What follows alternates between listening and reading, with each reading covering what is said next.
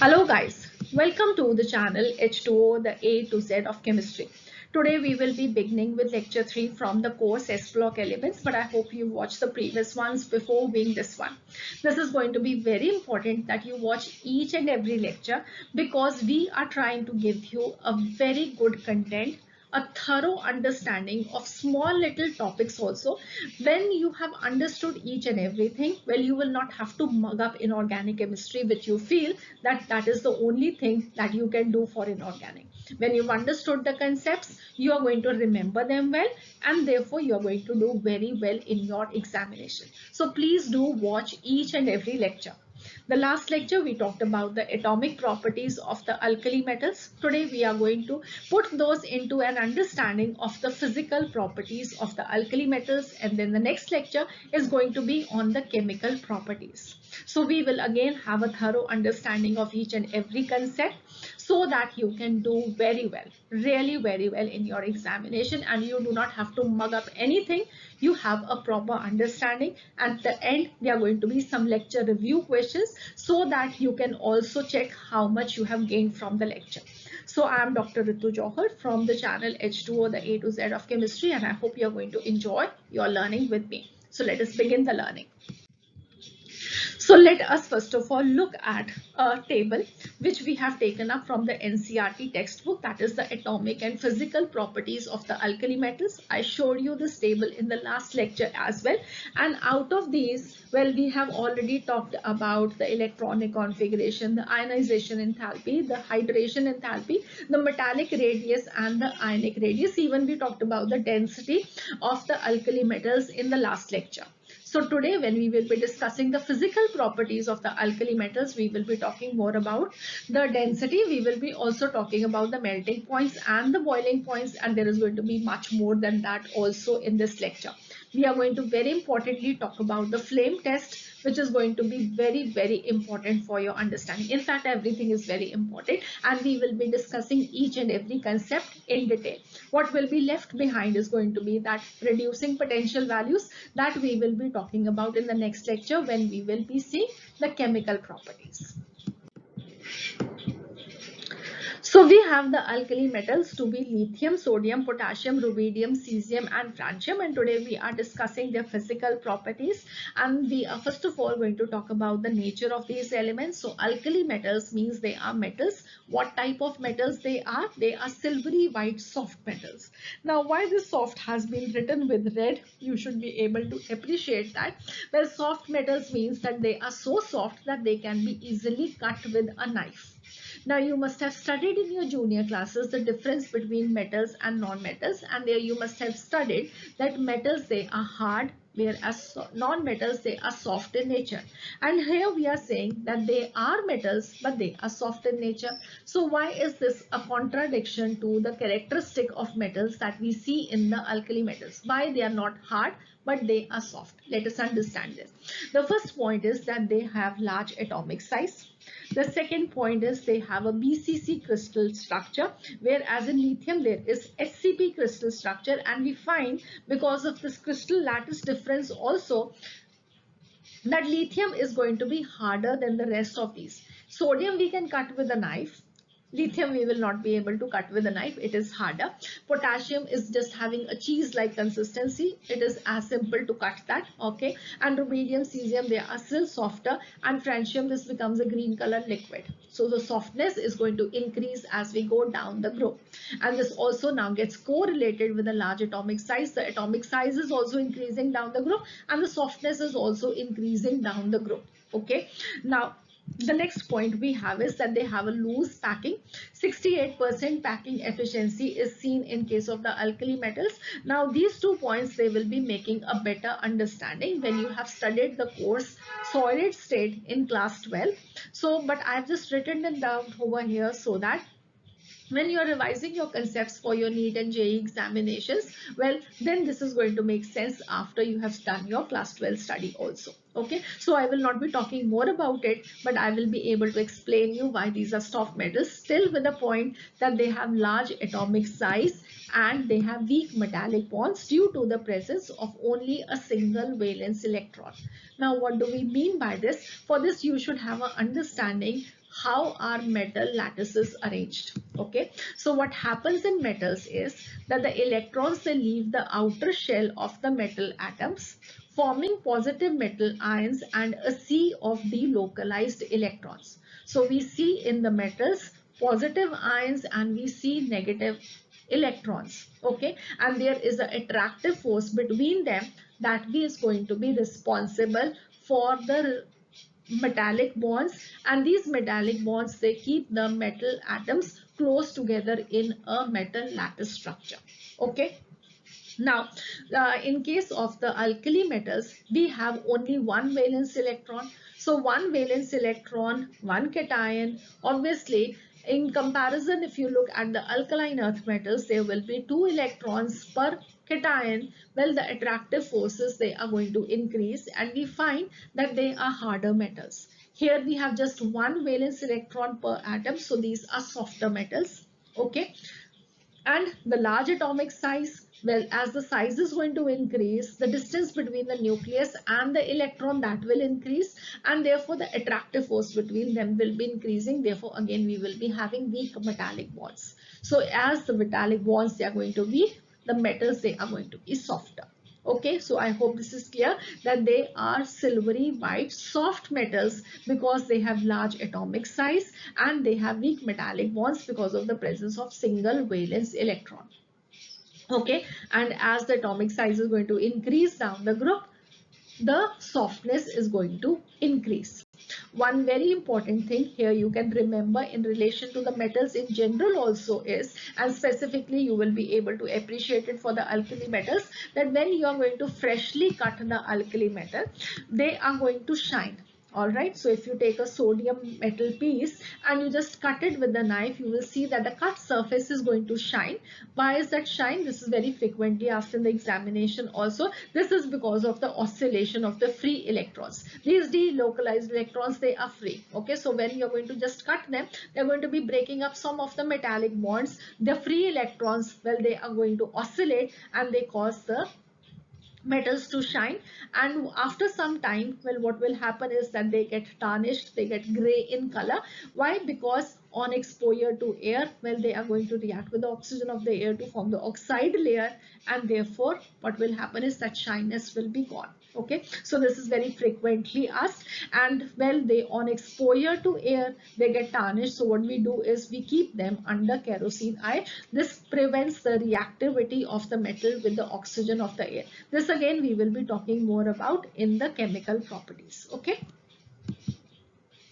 now remember one thing, the cesium, this is going to be the softest element in the S block, and then the order of softness is going to be lithium being the hardest, and then sodium, potassium, rubidium, cesium is the softest. Okay, so these are important things that you have to remember from this discussion. So the next property is density. Density is something that we discussed in the previous lecture also while we were talking about the atomic properties. So density is going to be mass upon unit volume. What we find is that these metals, they are going to be very light metals. Why are they light metals? Because they have large size. In the periodic table, we find them to be having the largest size, and when the size is going to be more, the volume is going to be more, and when the volume is going to be more, well, they are going to be having a low density, and low density means they are going to be light metals. What is going to happen to the density as we go down the periodic table? Well, what is going to be happening is that the mass is also going to increase as we go down. The volume is also going to increase, but what we find is that it is the mass which is going to dominate the volume, and we are going to see increase in density as we go down the group. But there is one very important exception, that potassium, this is lighter than sodium. Why? Because going on from sodium to potassium, what we find is the entry of the 3d orbitals, right? So sodium is going to be 3s2. Going on to potassium, you will be seeing a 3p6, a 3d0, and then it is going to be a 4s1.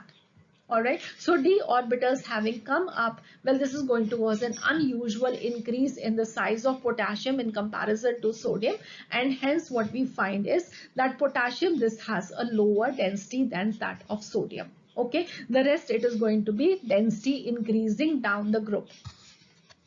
Now they have density even less than that of water, and what we find is that they float on the surface of water. Do you want to see that? Well, you can see over here in the picture that we have the sodium metal floating on the surface of water. Just compare that to what you must have seen for an iron nail. If you put an iron nail into water, it is just going to go to the bottom. But here we find a metal piece that is floating on the surface of water. That means it is having less density than the water. So it is having such a low density, these metals. Okay, so they float on the surface of water. So here what you can remember is going to be the order of density, that potassium is going to have a lower density than sodium, and this is how you are going to arrange the density in order. From lithium to potassium to sodium to rubidium and cesium, the density is going to increase. So this is what you have to remember in case of density. So nothing much to add over here. We have already discussed that in the previous lecture as well. All right, now the next we are going to discuss the melting and the boiling points. So I just want you to have a close look at the values for the melting and the boiling points over here. All right, so lithium, this has a melting point of 454 Kelvin. Then sodium, it is having a melting point of 371 Kelvin, and then potassium 336, 312 and 302. So what you see is, first of all, the melting points, they are decreasing down the group, right? And there is a large difference in the melting points of lithium and sodium, and then onwards, well, you do not see much of a difference in the melting points. Okay, the next you can similarly see the trend for the boiling points as well. The boiling points, they are decreasing down the group, and there is a difference in the values of lithium and sodium, but there is not much of a difference in the boiling points for the rest of the metals. All right, now why is this happening? Let us understand this. So the melting and the boiling points, how will you understand them? You will be able to understand them once you understand what is happening in the melting process, what is happening in the boiling process. So when a melting is going to take place, this means that a solid is getting converted into a liquid. And when boiling is taking place, it means it is getting converted into the gaseous phase. All right, so when we will be having group 1 metals to be melted, what this means is the attractive forces between the atoms, which are nothing but the metallic bonds, they have to be weakened enough for the atoms to move more freely. And when these metallic bonds, they will be broken up completely, it is going to be the point when the boiling point is attained. Because we say in the gaseous state, the attractive forces, they are negligible. So we have to break all the attractive forces to reach up to the boiling point, right? Now what we find in case of the alkali metals is the melting points and the boiling points, they are low. So low means that the bonding between them is going to be low. So we have weak metallic bonding. Now, why do they have weak metallic bonding? We've already discussed that that is because of the presence of a single valence electron and the largest atomic sizes for them, right? So again, if the size is going to increase, this means the strength of the bonding is going to increase. Strength of the bonding is going to decrease. Therefore, what will be the order of the boiling points and the melting points? It is going to be lithium will be having the smallest size, so it will be having the strongest metallic bonds, and therefore it will be having the largest melting points and boiling points. So I've written it down also here that the atoms in a metal, they are held together by attractive forces between the nuclei and the electrons delocalized over the whole metal mass. As the atomic size is going to increase, the distance between the nuclei and the electrons is going to increase, and hence the attractive forces between the nuclei and the electrons is going to decrease, which will cause a decrease in the melting and the boiling points, right? So I hope now this is clear, and from this what we can conclude is that as the atomic size is going to increase, the strength of the metallic bond is going to decrease. As the strength of the metallic bond decreases, well, the softness increases, right? And what is going to decrease? The melting and the boiling points, that is going to be decreasing. Okay, so as more is going to be the atomic size, we will be seeing more is going to be the softness, and lesser is going to be the melting and the boiling points. Okay, so I hope this is also clear, and you will be able to remember this and put it in some separate notebook so that you can revise your concepts quickly when you are just approaching your examinations. Now, one more thing which I want you to remember is the relationship of the melting point and the boiling points to the heat of atomization. All right. So for the alkali metals, even the order of heat of atomization can be asked to you, or what is the relation of heat and atomization to the melting points and the boiling points. So this is also something that you should remember. So first of all, what is heat of atomization? It is going to be the amount of enthalpy change when a compound's bonds they are broken and the component atoms they are reduced to individual atoms. So in case of the alkali metals, it is going to refer to the breaking of the metallic bonds. More is going to be the enthalpy of atomization, more is going to be the energy required to break the metallic bonds, and that means more is going to be the melting points and the boiling points, right? So more is the enthalpy of atomization, more is the melting and the boiling points. So now you know the order for the melting and the boiling points. If somebody asks you the order for the enthalpy of atomization for the alkali metals, you should be knowing that. So lithium will be having the maximum, it is going to decrease down the group, and least will be for cesium. Okay, so this is also one correlation that you should remember, so that in the examination, if anything is asked to you in relation to heat of atomization also, you remember that. So down the group, the size of the atoms is increasing, the strength of the metallic bonds that is decreasing, and therefore the enthalpy of atomization values they will also be decreasing. Okay. So next, let us discuss the relationship between the metallic properties and the electropositive character of these elements. All right, I hope you will now very easily understand this, because we have a metal being formed by the loss of valence electrons, right, to form the corresponding cations.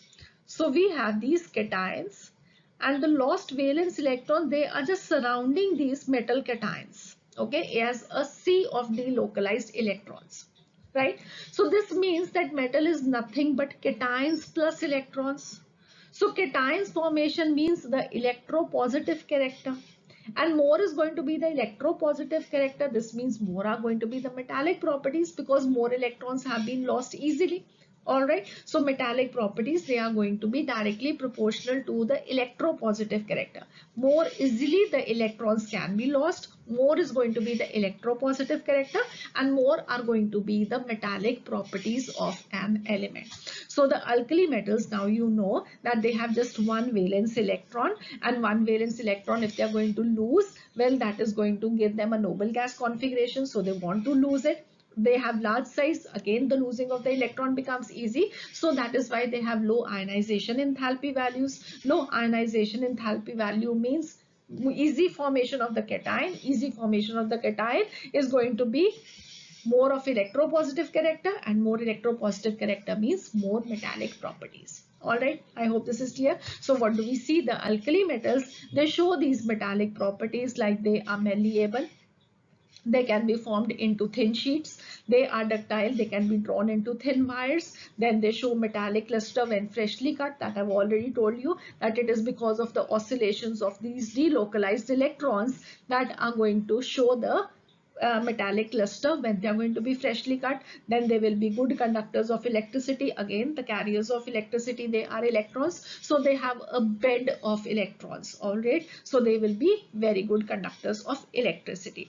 Now these metallic properties, they are going to increase down the group, because the electropositive behavior is increasing down the group. Why the electropositive behavior is increasing down the group? Because the size is increasing down the group, and the ionization enthalpy values, they are decreasing down the group, so they can they can easily lose the electrons, right? So the electropositive behavior is increasing down the group, the metallic character is also increasing down the group, and they will be having very low electronegativity values and electron gain enthalpy values, right? So what is going to be electronegativity value?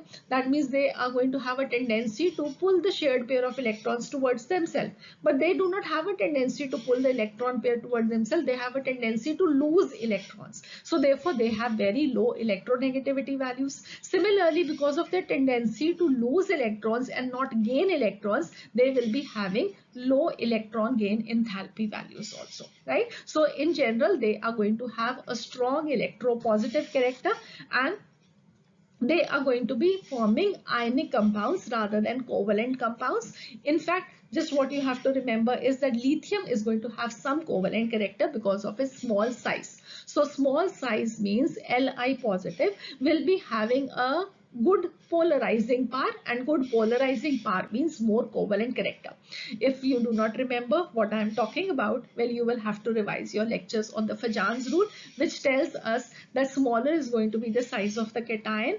It is going to be a better polarizing power. Larger is going to be the size of the anion. More it easily can be polarized. And if it is going to be a small cation, large anion, more is going to be the covalent character.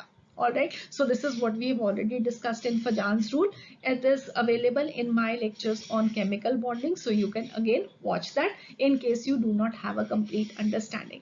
So finally, what do we get? We get is that electropositivity. This is going to be inversely proportional to the ionization potential, and similarly the metallic properties, they are also going to be inversely proportional to the ionization potential or directly proportional to the electropositive character. So from this again what we can conclude is that the order of metallic character is going to be increasing down the group. Cesium is going to be having the maximum metallic properties. So now from this discussion, I hope you all understand that alkali metals, they are metals, but yet they are going to be certain properties which are going to be different from the typical metallic properties. And one which you saw in the picture, what was that? Well, we saw a picture where sodium was floating on water. So this is going to be something which we do not see for typical metals, because typical metals, they are high in density. For example, the iron nail, I told you, that would just sink to the bottom of water because of its high density, right? So let us quickly write down these. So unlike metals, they are going to be soft. They can be easily cut with a knife, right? Whereas typical metals, they are going to be very hard. They have low density, whereas metals generally they have a high density. They have lower melting points as compared to other metals because of their low ionization enthalpies, whereas general typical metals, they are going to have high melting points and boiling points. So what is the reason for this? We've already discussed that they have weak bonding, as they can just lose one electron. They cannot form bivalent positive ions because of the high second ionization enthalpies. Okay, so I hope this is clear. The next important thing that we will be discussing today is going to be the flame test, and this is a test which you people are going to do even in your chemistry practicals for class 11th and 12th. So if you have done the test, it is going to be easy for you to understand. Otherwise, you will understand it when you will be doing that in your laboratories. I will just be giving you a brief idea what we are going to do in this test. First of all, we are going to do this test to detect the presence of particular metal ions based upon the color of the flame produced. Okay, so what you will be given is a salt. For example, you are given NaCl, and you will not be told that this is sodium chloride. You have to detect it by doing certain tests. And to detect the presence of the cation, this is going to be a test which can be helpful to you people, because those metal ions which are going to give color to the flame, they give a characteristic color to the flame, and that is going to be very easy for us to detect their presence just because of the color they are producing in the flame. So what we do is we make a paste of this salt, okay, a paste in HCl, just a paste, and then we take a platinum loop. We take a platinum loop because platinum is inert and we have to heat in the flame. So we do not want anything apart from a salt which is going to give color to the flame. So we will be taking a platinum loop, we will be dipping it into this paste, and then we will be heating it in the flame. All right, now as far as the alkali metals they are concerned, you all know they have low ionization energy. All right, so what will happen is when the alkali metals, we are going to heat them in the oxidizing part of the flame, what will happen is there is going to be an oxidation that is taking place. Oxidation is what? Loss of electrons, right? So what will happen is when you will be heating it in the flame, the electron which is present at a lower energy level, this is going to get excited to a higher energy level, right? And for the alkali metals, the ionization energy is low, so it is going to be enough heat of the flame also to excite it to a higher energy level. So E1 to E2, what is happening? It is energy being absorbed from the flame. right? Now you all know that a higher energy level is definitely going to be unstable because it wants to remain its lower energy state. So what will happen is, well, after it has reached up to the higher energy level, it will try to come back to the lower energy level, and in this way what it will be doing is it is going to release some energy. All right, and the energy released is going to be in the form of the electromagnetic radiation, right? If now this radiation that is being emitted is in the visible portion of light, well, you will be able to see it as a color corresponding to whatever is going to be the wavelength of the light that is being emitted.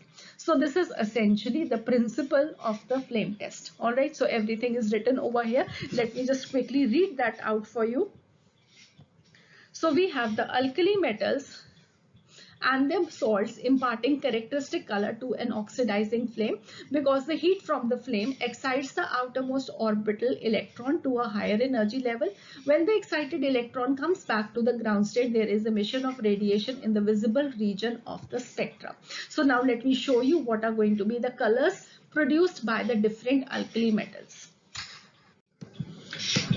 So these are the colors which are going to be imparted to the flame by the various alkali metal salts. All right, so we have crimson red, a lithium salt would be giving, golden yellow, a sodium salt giving, violet is for potassium, red violet is for rubidium, and blue color is going to be imparted to the flame by cesium. All right, so these are all going to be very, very important for you people to remember, because specifically when you will be having a paragraph type of questions where you will be given certain clues to find out what is going to be the cation, anion in the salts, well, there it is going to be very helpful. For example, it is going to be given to you as a clue that we have a metal salt and that is going to impart golden yellow color to it. All right, so immediately you will come to know that it has to be some sodium salt. Okay, because all of these metal ions, they give a characteristic color. Okay, so therefore what it means is that you have to remember all these colors. So I'm going to give you a mnemonic so that you can remember these colors. So the mnemonic is crying veena rab bole. For all those who do not know Hindi, Rab means God and Bole means speaking. You can make one mnemonic yourself. I tried to think of one in English also, but I just could not get the time to think of one. So I just wrote this one for you people. All right. So crying, C is for crimson red, Y is for yellow, Veena is violet, Rub is red, violet, and blue is Bole. Okay, so this is how you can remember, but please do remember whatever way you can. And then we have a look at the wavelengths corresponding to these colors. We have crimson red, the wavelength is 670.8 nanometer.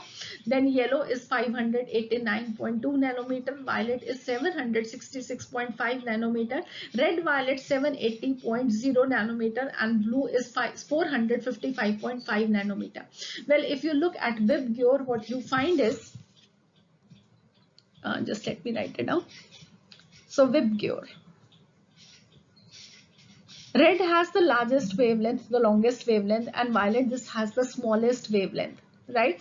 But here what you are finding is that the wavelengths that have been written correspondingly, they are not exactly the same way.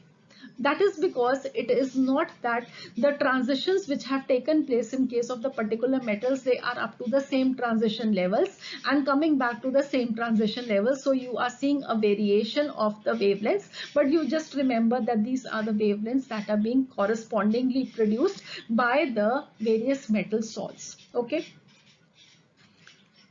The next important thing that we are going to discuss is going to be the photoelectric effect. All right, and this is something that you've already studied in your lectures on atomic structure. So I hope the concept is clear. I'll just quickly revise that with you. But in case you do not have a clear understanding, you can watch our detailed course on atomic structure and check out the lecture on the photoelectric effect.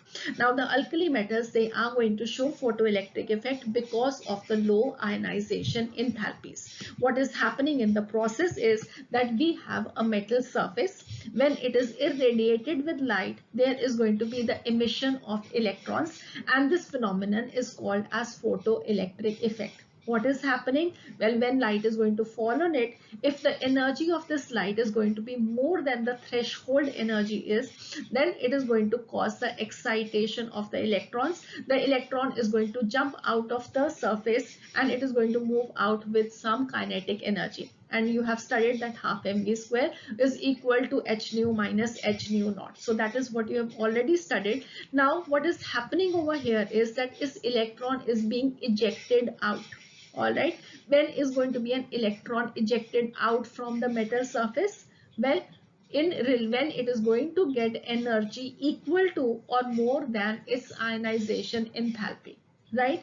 And the alkali metals, they have low ionization enthalpy, which means that when the alkali metals, they will be irradiated with light, the light energy absorbed may be sufficient to make an atom lose an electron, right? They have low ionization enthalpy, they can easily lose that electron, and these electrons emitted this way, they are called as photoelectrons. And this is the principle that we use in making up of the photoelectric cells, and we use alkali metals like potassium and cesium in the making of these photoelectric cells because of their low ionization enthalpies. One very important thing, we can use all the alkali metals except lithium because lithium has high ionization enthalpy, so we do not use it in the photoelectric cells. All right, so this is another thing which is going to be very important for you people to remember. Next, we come up to the color of the alkali metal salts or the color of the alkali metal compounds. So what you will be seeing is that the color, this is going to arise because of either the energy which will be absorbed or emitted in the electronic transitions corresponding to a wavelength in the visible region. Right now, these alkali metal ions, they are going to be M positive ions. These are going to be always colorless because the M positive ions, they will be having a S2P6 configuration like the noble gases, and they are going to be no unpaired electrons. When there are no unpaired electrons, the ions, they are not going to impart any color. All right, so what we will be seeing is that the compounds of group 1, they are going to be white. For example, we have sodium chloride, the common salt, you all know that is white in color. So all the group 1 salts, they are going to be white in color, except when the anion is going to be colored. For example, sodium chromate ion, this will be, because of the chromate ion, it will be yellow color. K2Cr2O7 potassium dichromate, so the dichromate ion, this is imparting the orange color, and in KMnO4 it is the MnO4 negative ion which is going to be imparting deep blue purple color. Otherwise, the cations in case of the alkali metals, they will not be imparting any color to the salt. Okay, and similarly, there is one more correlation to that, that the M positive ions, because they do not have any unpaired electrons, so they will be diamagnetic, they will not be attracted by the magnets also. Okay, so that brings me essentially to the end of this lecture. But well, before we finish off, there are a few lecture review questions for you people so that you can just assess yourself how much you have gained from this lecture. I will not be giving you the answers. You will have to put your answers in the comment section to get the answers back from me. All right. So question number 1 we have is that we have a solid which is a compound of group 1 element, and it gives a bright red crimson color in the flame test, and you have to tell the solid is going to be sodium chloride, potassium chloride, lithium bromide, or cesium chloride. All right, so I hope you remember the mnemonic for the flame test and you will be able to answer it correctly. The next question is, which element possesses maximum electropositive character? It is going to be lithium, sodium, potassium, or cesium. The next question is, which of the following is not the correct order of the property mentioned? And please do remember, here you will be having multi-correct options. So choice number 1 is going to be lithium, sodium, potassium, rubidium, cesium. They are decreasing down the group for the electropositive character, for softness, melting point, or heat of atomization. Question number 4 that I have for you is that we have a piece of freshly cut sodium. This shines because of the oscillation of free electrons, weak metallic bonding, absorption of light in the crystal lattice, presence of free valency at the surface. And finally, we come up to the last question for today, and this is a JEE Mains 2020 question, a very easy one for you people. The metal mainly used to make the photoelectric cell, this is sodium, rubidium, lithium or cesium. Alright, so these are the 5 questions for which I want you to put your answers in the comment section. So now we come up to the final end of today's discussion with the have and edge section. If you have watched the previous lecture, there was a similar have and edge section that I gave you in the last lecture as well, where all the trends that we learned in the lecture, well, we had given it to you at the end, and I told you to make a separate notebook for this so that you can just revise it before appearing for your JEE and NEET examinations. All right, so I am just going to add up the discussion of today into those trends. So we have, first of all, the trend where lithium is going to have the maximum values and cesium going down the group will be having the minimum values. What are going to be those trends that we will be seeing? Ionization energy value is maximum for lithium. Going down the group, cesium will be having the least ionization energy. Why is what you have already learned. Similarly, hydration energy, electronegativity is what we discussed in the last lecture. The strength of the metallic bond is going to be maximum for lithium. Therefore, what we see is the heat of atomization is going to be maximum for lithium. The hardness is going to be maximum for lithium. The melting and the boiling points, they will be maximum for lithium, and going down the group, the values, they will be decreasing. If we reverse the order, lithium will have the minimum values and cesium will have the maximum values in case of atomic size, ionic size, atomic volume, ionic mobility, conductivity in the solution, softness, electropositive character and metallic character. Alright, so these are what we have discussed in today's lecture as well as in the last lecture. One final point where we saw a variation which was very important, well, that was density, that potassium is going to have a density lower than that of sodium. Otherwise, the densities, they are going to increase down the group. So these are all the trends so far that we have discussed. We will keep on adding them and you will keep on writing them in your notebooks.